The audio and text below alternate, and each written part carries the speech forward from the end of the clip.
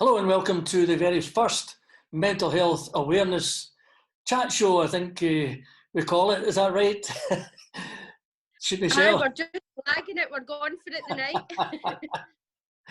Oh, the whole idea of this came up, Michelle and I chatted about the idea to let people know and be aware of what's happening in North Ayrshire and in Largs in particular, where Michelle has set up a club, if we want to call it that, called Opening the Shutters. Michelle, could you introduce yourself and tell us a bit more about Opening the Shutters?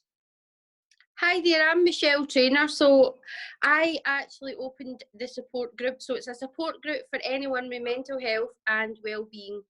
Anything actually. Our door is always open. Obviously, due to COVID-19 at the moment, it's a wee bit different. So we're doing a lot of stuff online, lives and Zooms and quizzes and things like that.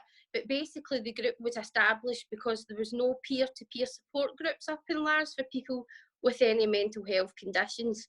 So it's a chance for people to support each other, because we are not any mental health experts at all, but to be able to bring people together with the same kind of problems, conditions that they can talk about and talk freely with no stigma is just, it's amazing, and it's really took off. It's year's birthdays in June, so as which I think might be a lockdown birthday for us, but you know what, it's done great. And you yourself, Eddie, visited us. Yes, no problem. We could have a Zoom birthday party. We can. We could pop the champagne for Irving to Salkits to Large and Addressing. We can that. Celebrate the bubbles together. Yeah. Tell us a bit more. I think it's something in the region of 65 members so far. Online, we have 65 members on the group. We have a closed Facebook page called Opening the Shutters. It really is a great thing. There's always somebody, you know, there's myself and yourself as well, Eddie, and another few volunteers that always keep an eye on the page. It's a great support network for people to share whether they have good days, bad days, new coping techniques, new apps, you know, information, or just something funny or silly, because you're allowed that too. So yesterday I shared my blunders and we all had a laugh together. That was a wee recording you did yesterday, about 200 times, I think it was, you said. Maybe more. 2 lines, that was it. 2 lines, and I couldn't do it. And let's just say Opening the Shutters is a dodgy name to say quickly. That's all I'm saying. especially you've been recorded just now, I've caught you. Tell us a bit more about the group themselves. Is it a kind of mixed age, male, female? It is very mixed, male and female. At one point we actually had more male members than female members, which was very surprising, especially in the local area. There was a lot of kind of stigma when we first opened up, because people were saying, you know, mental health is that grey area that nobody really wants to talk about, but we seem to be getting there. And that was one of the things that I wanted to do. You know, like, it is okay not to be okay, and it is okay to talk about this, and it is okay to admit it, whether you are male or female, you know. So we wanted our group to be a safe group that people could come to. You know, we have rules, but they're not, you know, it's basically just don't repeat outside the group, respect everybody's opinions and things like that. But they just really support, as you've seen when you came along to visit, they really do support each other, and the stories and the sharings, it's just amazing. It really is. They're an amazing group.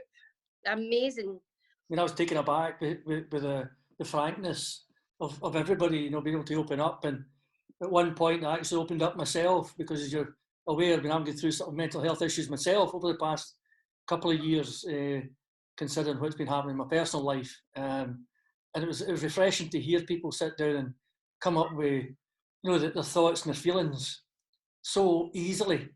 I'm not saying easily in the loose word, but just being there and feeling comfortable. I think it's down to probably the way you've set it up. Would you say that? I think it is. I think because there isn't a strict structure, and everything that goes in that group is picked by the group. So you know, if there's any suggestions, we've had loads of visitors in, you know, we've had the Recovery College, we've had Gym for Action from Children, we've had, you know, we've had the Living Room Project in, we've had loads of people in throughout, but everyone that's always come in, you know, Connected Communities for the council and things like that, everyone that has come in always needs to get approved from the group first, because it to me it's their community group, it's not my, you know, even though we set it up, it's not mine, it's theirs. It's the same as online, it's their group to, you know, to do. It's just their safe space, and I think that's why they use it, because they feel safe. I think what we'll do maybe just now is maybe give an example of one of the clients that works with you. She's not giving us a second name, obviously. Her name's Claire, and she sent through this voice mail. So I'll put that on just now. Michelle, is that okay? Yeah, that's fine. Hi, my name is Claire. I myself suffer with mental health, including anxiety. The struggle is hard and you can have good days and bad days. The worst place at times can be stuck in your own head. With COVID-19 going on, you have more time in your hands to think, which makes the good days become less and less. I believe reaching out to others and speaking to them has been very helpful, even if it is just once a day. I have found being a part of opening the shutters has been very useful, as everyone is so kind, non-judgmental, and have been so supportive. With this support group, there is always someone available to talk to, even if it is the early hours of the morning or even first and last thing of the day. We all share our experiences and coping mechanisms that work for each other, as well as having a laugh and a good joke to build these strong relationships up with each other. So it's okay not to be okay. Reach out, and there is always someone who will listen. We just picked up in that as one of your clients or customers, whatever you want to call them, or friends. What's your terminology? I just think group members, do you know what Group I mean? members. As you say, it's hard to, because we're all in the thing, so I would just call them a group member, yeah, a group member. You can hear Claire there really opening up and basically she's thanking yourself and obviously the group for the time that she's got to come along and speak to people and make her feel better. One of the things she mentioned there was it was a coronavirus situation. Of what have you come across with that? Obviously, the coronavirus has changed everything dramatically. Our group used to meet on a Monday weekly in the library, so obviously that is completely out the window and has been from March. So we've had to think outside the box. And I think we can say that the online group is more important than it ever has been. The group has always been used online, and I think I would say it's as important as not as more as the one that they actually attend on a Monday. And because if people can't make it, they can put their feelings on there, and there's always someone there to talk to. Do you know, if it's not me, you know, there's 65 members there, so there's always someone there to talk to. But obviously out with this, you know, we've had to think outside the box. So I've done some lives, some disastrous lives, can I just say, which has made them laugh. You know, we've shared some stuff that's been going on in the community, like there's a member in Largs, you know, that's got the Corona Bears, they've called them, and they dress up every single day, bless them. They were meant to be going to Ibiza, and obviously their holiday, and then we've got Jerry as well, who was the postman down in Ardrossan, but that's the Corona Bears there. Every day that family has done that, and that's where postman Jerry down in Ardrossan, I've shared pictures, bless him, this postman, you know, delivers the mail in a different costume. You know, it's all these wee amazing things that are going on in the community that we can share. We've done quiz nights, we've done music nights, we've got a gentleman in our group that's right into his fish, and he shows us his tank and them feeding and them breeding and them. We've went away back to cars, Eddie. We were talking about cars where parents used to have the yellow capris and things like that. So hairstyles, the 80s hairstyles, the I've still got it, yeah. So it's amazing, but it's also there when somebody says, you know, I'm having a bad day, is there anybody there to talk? You know, and there's somebody always there, usually even in the middle of the night, because I don't know about you, but right at the beginning of the coronavirus, I couldn't sleep for love nor money, just to worry and what's going on and whatever. And I think a lot of us was the same. So it's really good, you know, to have that there for them. To open up is a hard thing for a lot of people, in particular males. I'm a typical West of Scotty type, and I know you've got a couple of guys within the group. I mean, how did they find initially coming along? Because breaking that sort of ice to walk through the door and sit beside, you know, strangers, and then all of a sudden having to open up, was that difficult? I think it is. I mean, we still have some people that come along to the group that maybe aren't online, because not everybody's good with social media and they find it negative because they don't, you know, because there's a lot of negative stuff in social media, especially with the COVID. Just now, every time you put the television on, you've got, you know, what the death rates are for the day, what's happening, and this is shut down, that's that, queues.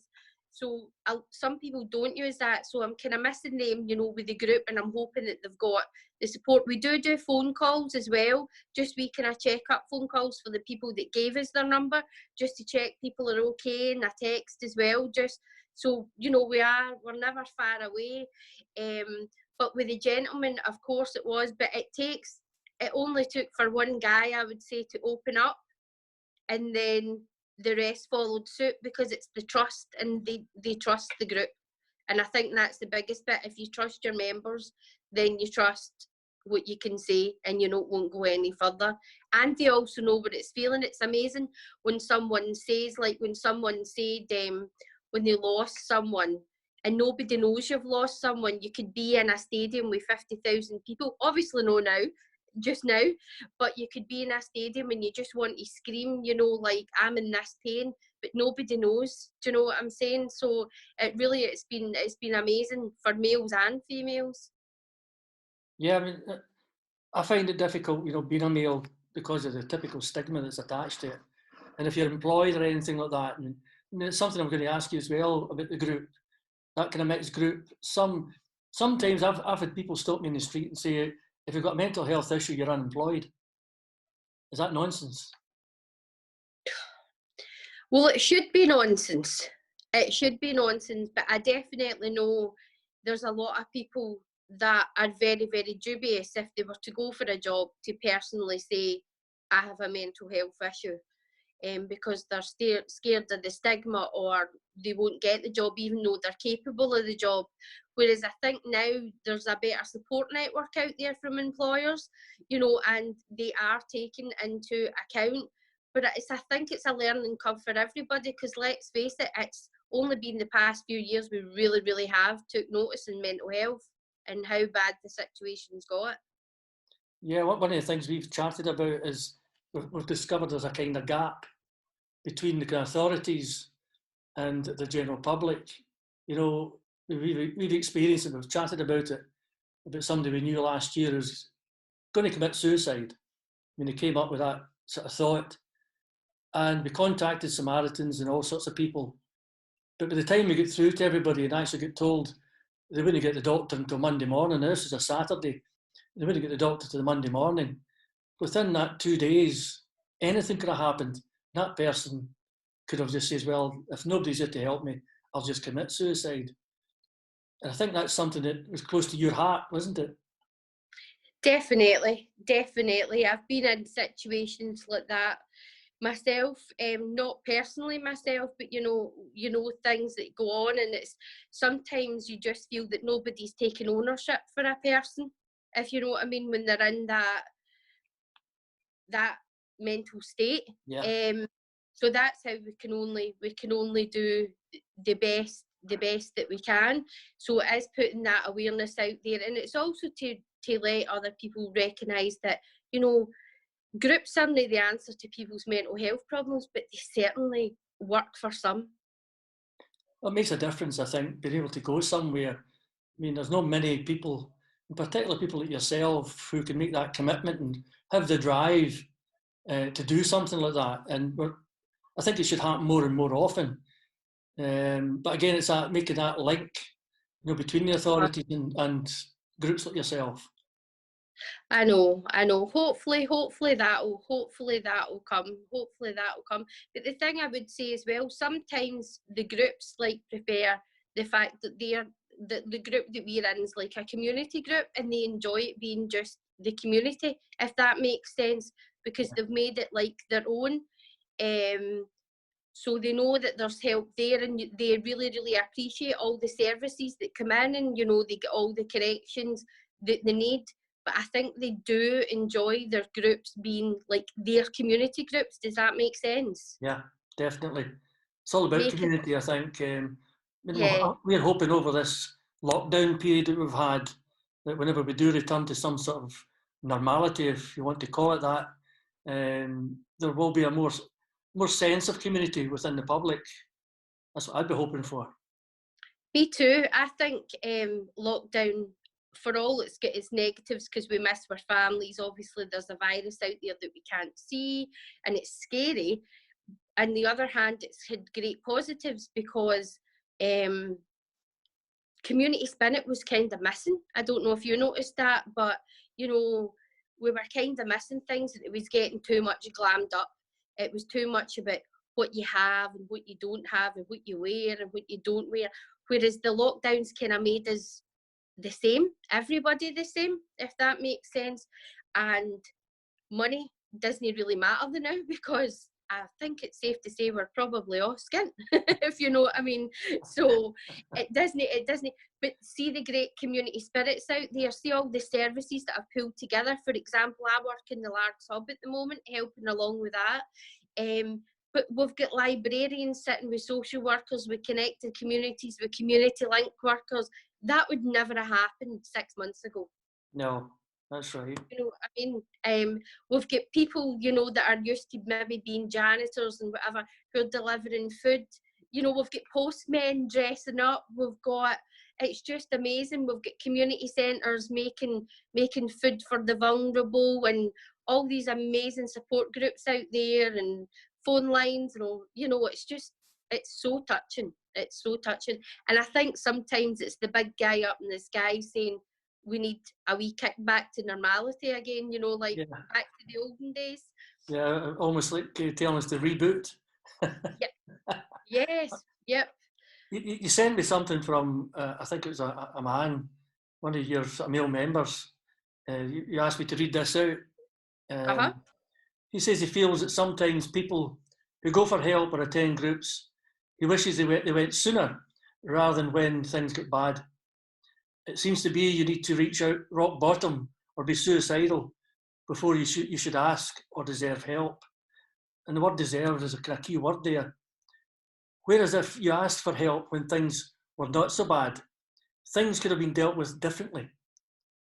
You said that's cool. Now, I think you know the person, and I can see what he's saying there. And I don't know if this might help him in some way. There's a club down in England called Top Club that's mainly aimed at males. And I think they've discovered that the male suicide rate is obviously higher, I think, than the female rate, and is getting higher again. I don't know whether some of your males might want to sort of tap into this thing called Top Club, or it's something that maybe you and I could maybe develop within, your own group, and ask the males if they want to set something like that up. We're always up for that. There's 2 male groups locally. There's one in Inverclyde as well, and there's the one New Hope, which is based down in Saltcoats as well. But every option's a better option, and especially for males, because as you say, you've got that macho Scottish image where it's a weakness to say, I need help. Do you know what I mean? And it seems to be with males, when they've, I feel when males are suicidal, they tend to go through with it, because what they choose to do seems to be a bit more destructive than a female, if you know what I mean. And that's how we tend to find the male rates higher. So obviously anything, any bit of information for me is anything that can help anybody, but especially, we're males, definitely.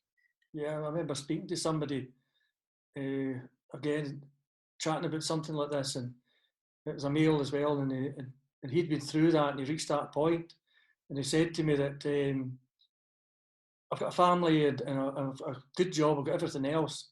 But he says, for some reason, when that happened to me, that never came into my mind. I just felt I had to end it. So it's amazing how that takes over your head. You know, even though everything seems to be okay outside, in there just seems to take over. Definitely, I've heard that myself as well, where, you know, people have said, like, I don't want to die, but I have to, because living here is my nightmare. Do you know what I mean? And that I just find so sad. And, you know, that's where, you know, I would do my damn most to find that help, find that support, find, you know, something. And it's obviously telling folk, and a lot of people with that, they don't feel that they have a worth. They don't feel that they have a reason to move on. You know, so it is to say to somebody, you know, that is feeling that you do have a worth, and, you know, this is just temporary, as I always call it. It's just a storm, and through that storm, it might be one hell of a bloody storm, but there's always a beautiful rainbow at the end, and you're waiting for that rainbow, and you will get there. But I think the most important thing is you take one day at a time. One day at a time. Some people try and jump and whatever, but it's one day at a time. And if that day doesn't go good, you know, you've got a new day the next day. You're waking up to see the sunshine, you know, to see the sunrise, or maybe in Scotland to see the rain. But you know what I mean? You're still waking up, and be thankful, and you can start that day again, you know. So we support there. There's loads of support there. But it's just it's knowing where to go to get it as well, you know. That's the thing. I think it's something we're going to be broadcasting this over the next week, and Yeah. possibly over maybe more than that, who knows. But obviously this is Mental Health Awareness Week, starting from today. And each day we're going to be looking at different topics. I think tomorrow's we're going to be talking about is bereavement. Is that right? Yeah, that's right. We're going to get it out the road. Another thing that nobody really wants to talk about, isn't it? But it's something that unfortunately that happens to us all. And one of the things, obviously, with the COVID thing at the moment is that you can't grieve properly, you can't see family, you know, you're limited to the amount of people to attend a funeral and things like that. So that is definitely something we're going to touch on, because I think it's important. Have we any guests for tomorrow night? There should be some guests for tomorrow night, yes. I'm just going to get them to confirm. So there should be guests for tomorrow night. So obviously we just decided when last week just to go for this. So I think it was, yeah. Aye. that's unusual with Michelle and Eddy. The Michelle and Eddy show. I know. Life can be cruel sometimes, and I think people need to remember, like, there is only so much as a human that you can take. Do you know what I mean? And sometimes your mental health dip, and you can't help it, because there is only so much you can take, and when it goes all wrong all at the one time, and it just keeps going on and on and on, there is only so much you can take, and you genuinely do need help. Yeah, you think you're. I mean, I was always, as you know, I kept myself fit and everything else like that, and looked after myself. And you know, I had a horrendous 3 years, as you're aware, with the cancer. The wee baby being born really ill last year, and it really pushed my wife and I to the limit. And I thought I could have went further, but roughly about October last year, I think it was, I felt that I had nothing left. I had no more energy left to actually cope and deal with it. So I kind of broke, and it took me a couple of weeks to get myself back to some sort of shape again. But I can really, really appreciate when people are under pressure, no matter what the circumstances, if they do feel, you know, depressed or anxiety or panic attacks or whatever, that I do understand, you know, it's a horrible place to be in, difficult to get out. Definitely. And I think it's also, we also need to say that it's hard for loved ones as well, because unless you've had the experience of mental health, you don't know what to do. Do you know what I mean? Sometimes you hear people saying that, you know, my wife or my partner gets angry because I'm this, that, and the next thing.